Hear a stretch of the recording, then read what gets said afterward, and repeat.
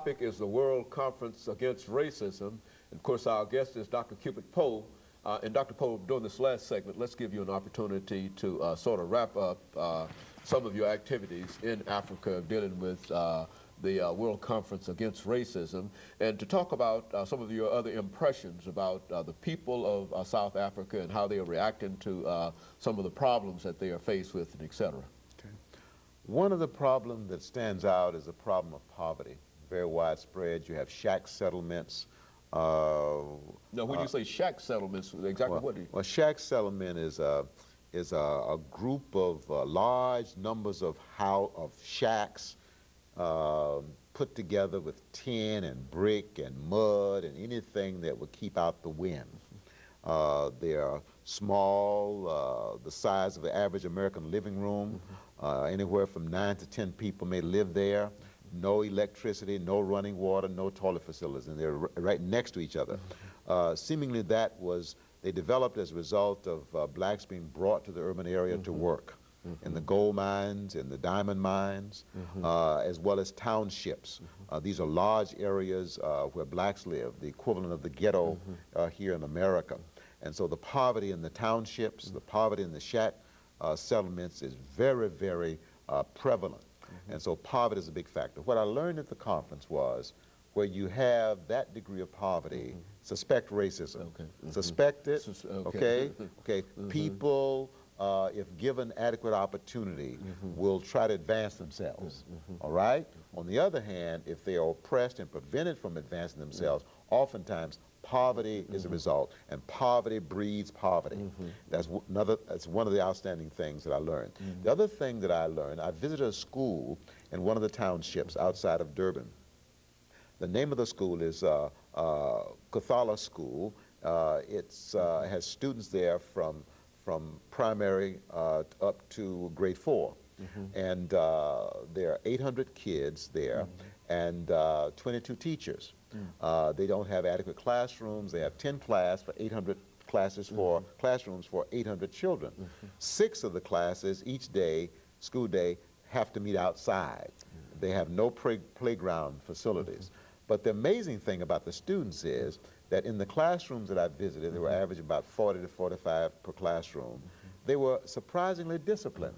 No talking to each other as I was standing there being introduced, no disruption. They were attentive, and it's an amazing thing that the girls look like the boys because they cut their hair, okay? But the instructor said, I said, you know, your students are more disciplined than our students. And she said, well, one thing, part of the African family tradition is to teach respect. We teach our children respect for their elders and respect for one another. I said, now, do you mean by respect love? And she said, yes, that's exactly what I mean. She said, we also emphasize respect here at the school. And I said, how do you teach respect? How do you teach love? And she said, well, we come down on their level. I come down on their level to let them know that I'm their friend, to let them know I'm available to them. She said, I listen to them, I smile at them, I encourage them. I let them know that I'm concerned. I had never before in my life, I think, asked somebody to explain to me how you show love for another person. She did an excellent job. She helped me to see that one of the deficiencies in our culture, in the American culture, is that we have forgotten, I think, to teach one of the most important things we can teach in a school system or a child is respect or love. Respect for elders, love for your elders, love for one another, respect for one another, and that ends up being respect for oneself. And that's the enemy of self-hate. For you see, as I said, racism essentially is self-hate. And I think it's a byproduct of the fact that we teach so many other things. We teach the acquisition of wealth.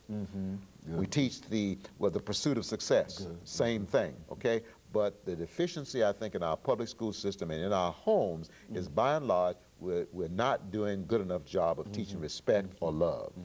And I think we see every indication of it simply by watching the television or reading the newspapers. You see people who are doing things that are certainly not respectful toward themselves or toward others. Yes. I think I would agree with that. I certainly would agree with that. Now, Dr. Poe, looking at this whole conference, this is the second conference, I understand.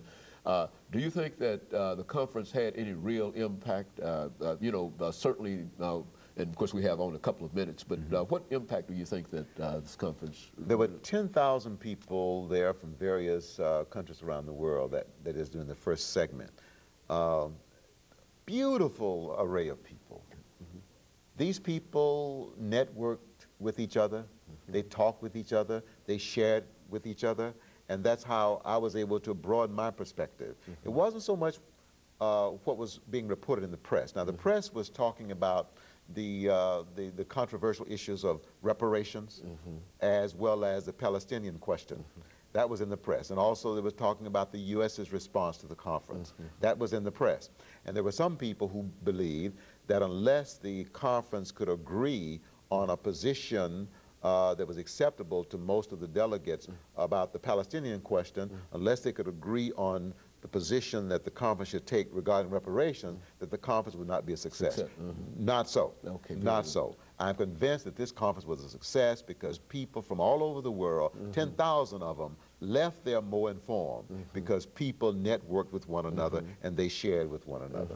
And so the information that will come out of this conference will be far greater than what we believe actually happened, and what might be reported. Absolutely. And that is very good. And of course, Dr. Poe, let me thank you for coming by and giving us that excellent information today. And let me encourage our audience to tune in again next week for another informative edition of Comments. Thank you and good morning.